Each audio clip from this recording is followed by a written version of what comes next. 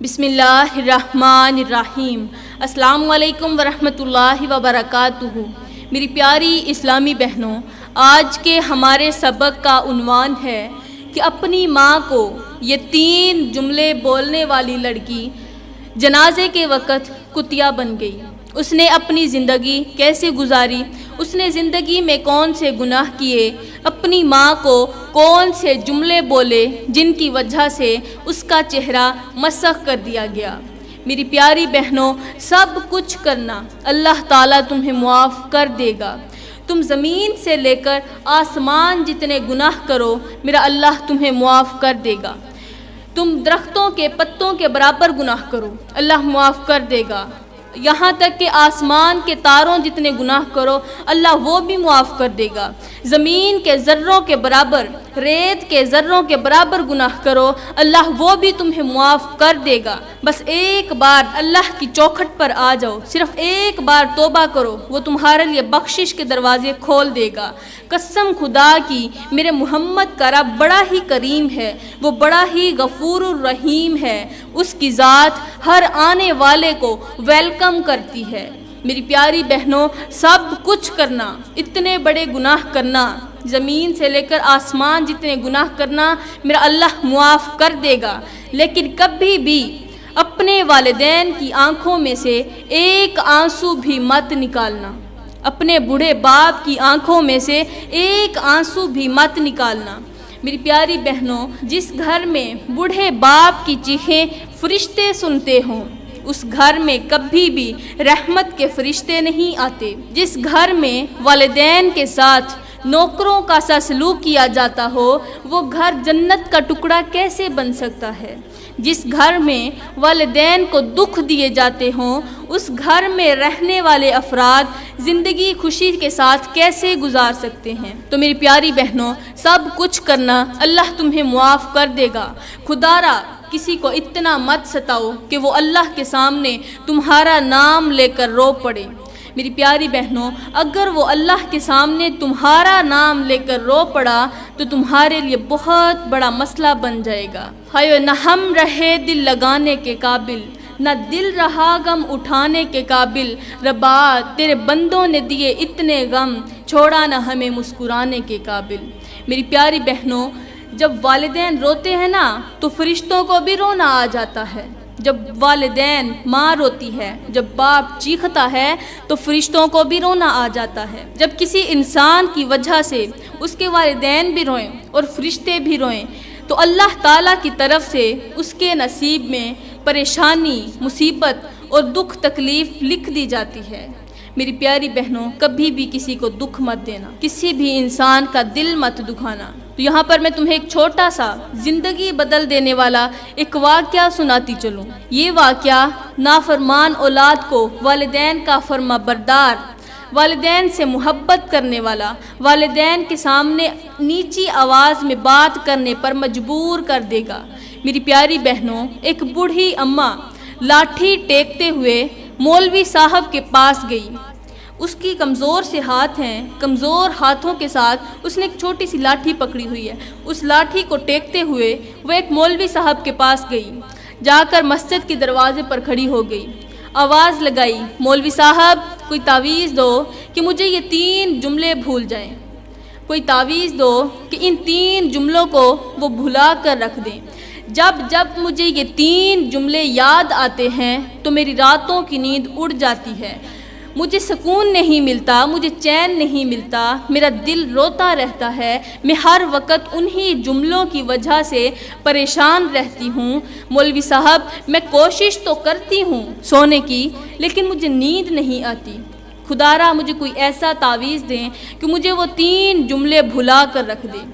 تو مولوی صاحب نے پوچھا، اماں بتا تو صحیح کہ وہ کون سے جملے ہیں جن جملوں نے تجھے پریشان کر رکھا ہے؟ آخر کس کی ہمت ہوئی کہ تجھے اس طرح کے جملے بولیں جو تجھے بے چین کر دیں، جو تجھے پریشان کر دیں؟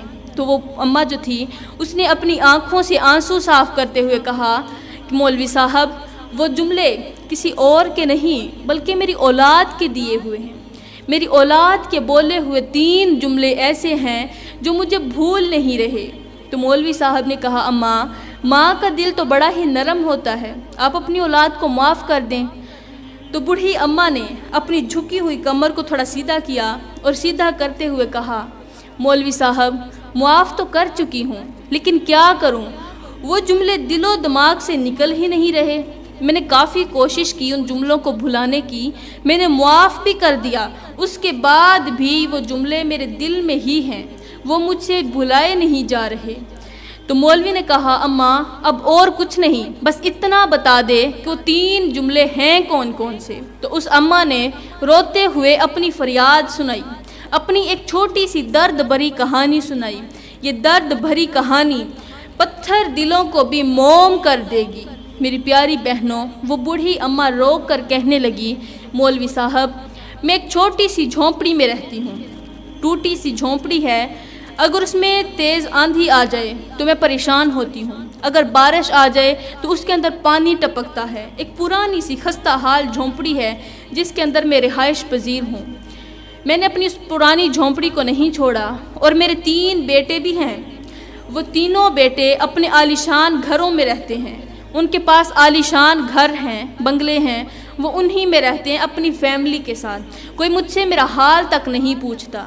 تو مولوی صاحب ایک دن یوں ہوا کہ مجھے بخار آ گیا، بخار بہت ہی تیز تھا، وہ اتنا تیز تھا کہ مجھے یوں محسوس ہونے لگا جیسے اب میں بچ نہیں پاؤں گی، یہ میرا آخری وقت آ گیا ہے۔ اس بخار نے مجھے اندر باہر سے توڑ کر رکھ دیا، میں بہت ہی بیمار تھی، بخار بڑا ہی تیز تھا، تو میرے پاس دوائی لینے کے پیسے نہیں تھے۔ میں نے سوچا، میرے غم نے مجھے کہا، موت سے بچنے کے لیے میرے اندر سے ایک آواز آئی کہ جاؤ ایک بار اپنی اولاد سے خیرات مانگ لو۔ میں مرتی کیا نہ کرتی، اپنے بستر سے اٹھی، میں نے سوچا چلو 2-4 پیسے لے کر دوائی لے لوں گی، ہو سکتا ہے اس دوائی سے مجھے نجات مل جائے، اس بیماری سے نجات مل جائے۔ تو میں وہاں سے اٹھی، اپنے بستر سے نکلی، نہ چاہتے ہوئے بھی گرتی ہوئی سنبھلتی ہوئی گھر سے باہر نکلی، اپنے سب سے بڑے بیٹے کے دروازے پر پہنچی۔ میں نے دروازہ کھٹکھٹایا اور اپنے بیٹے سے کہا کہ مجھے کچھ پیسے چاہیے۔ میرے بیٹے نے کہا، اماں تجھے روٹی تو مل رہی ہے، اب تجھے پیسوں کی کیا ضرورت؟ تو میں نے کہا نہیں، مجھے پیسے چاہیے۔ تو میرے بیٹے نے کہا، میری فیملی کے اخراجات بہت زیادہ ہیں، لہٰذا میرے پاس تو کچھ نہیں ہے۔ پھر میں دوسرے بیٹے کے دروازے پر گئی، اب دوسرے بیٹے کے دروازے پر جا کر میں نے پیسے مانگے، تو میرا بیٹا کہنے لگا، اماں میرے حالات بہت خراب ہیں، پچھلے ہی دنوں میری بیوی بیمار ہوئی تھی، تو میں نے اس پر لاکھوں کروڑوں روپے لگا دیے، اس کی بیماری نے بہت سارے پیسے لیے، بس اس کی بیماری پر لاکھوں لگا دیے، اب میرے پاس کچھ نہیں۔ اب میں سب سے چھوٹے اور تیسرے بیٹے کے پاس گئی، جس سے مجھے ایک چھوٹی سی امید بھی وابستہ تھی کہ یہ بیٹا ضرور میری مدد کرے گا۔ تو جب میں اس کے دروازے پر گئی تو اس بیٹے نے کہا کہ اماں میرے حالات خراب ہیں، کام ملتا نہیں، میں سب سے چھوٹا ہوں، بڑوں سے جا کر کچھ مانگ لو۔ جب ان تینوں نے مجھے انکار کر دیا تو میں اپنے گھر لوٹ گئی۔ میں گھر گئی، بس اللہ نے مجھے خود ہی صحت دے دی، اللہ سے دعا مانگتی رہی، اللہ کے سامنے آہوزاری کی تو میرے اللہ نے میری دعا سن لی، میں ٹھیک ہو گئی۔ اب ان بیٹوں نے مجھ سے معافی بھی مانگ لی ہے، میرے پاس آئے، انہوں نے معافی مانگی، مجھے پیسے دیے، لیکن میرے مشکل وقت میں جنہوں نے مجھے 3 جملے بولے تھے، وہ 3 جملے آج تک مجھے نہیں بھول رہے، حالانکہ انہیں وہ وقت یاد نہیں کہ جب یہ چھوٹے چھوٹے تھے اور ان کا باپ فوت ہو گیا تھا۔ میرا سب سے چھوٹا بیٹا جس نے مجھے پیسے دینے سے انکار کر دیا، جس نے مجھے یہ کہا کہ میری فیملی ہے، مجھے کام نہیں ملتا، وہ اس وقت صرف 6 ماہ کا تھا، صرف 6 ماہ کا۔ تو میں نے چاہتے ہوئے بھی، میرے دل نے تو خواہش کی تھی کہ میں شادی کر لوں، بیوہ ہو گئی ہوں، لیکن اپنی اولاد کو دیکھ کر میں نے شادی نہ کی، چاہتے ہوئے بھی میں نے شادی نہ کی، اس لیے کہ سوتیلا باپ میری اولاد کے ساتھ نہ جانے کیسا سلوک کرے گا۔ بس یہی سوچتے ہوئے میں نے شادی نہ کی، ایسے ہی اپنے بچوں کی خاطر بیٹھی رہی۔ میں نے پوری زندگی محنتیں کی، مزدوریاں کی، میں نے محنت کے ساتھ اپنے بچوں کو پالا پوسا، ان کی تربیت کی، ان کی پرورش کی، انہیں بڑا کیا، جوان کیا، پڑھایا لکھایا۔ میں اپنی اولاد کو کما کما کر کھلاتی رہی پلاتی رہی، اور آج اس اولاد نے صلہ یہ دیا کہ مجھے انکار کر دیا 2-4 پیسے دینے سے۔ مجھے 2-4 پیسے دینا بھی گوارا نہ کیے کہ جاؤ ماں جا کر اپنی دوائی لے لو۔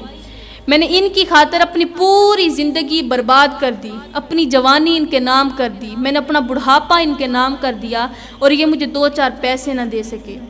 اس کے بعد اس ماں نے، اس بوڑھی اماں نے ایک ایسا تلخ جملہ بولا جس جملے کو سنتے ہی اس مولوی کی چیخیں نکل گئیں۔ وہ جملہ کون سا تھا کہ مولوی صاحب، جو اولاد مجھے جیتے جی 200 روپے دینا گوارا نہیں کرتی، وہ میرے مرنے کے بعد 2000 کا کفن لینا کیسے گوارا کرے گی؟ پھر بوڑھی اماں نے کہا، مولوی صاحب آج تک میری اولاد نے کبھی بھی میرا حال نہیں پوچھا، ہائیو لیکھاں وچ وچھوڑے رہ گئے، رو رو اتھرو تھوڑے رہ گئے، کسے بھی میرا حال نہ سنیا، ہاتھ بھی میرے جوڑے رہ گئے، پتر ہن تے آ جا، ہن گل چلا، کیونکہ زندگی دے دن تھوڑے رہ گئے، لیکھاں وچ وچھوڑے رہ گئے۔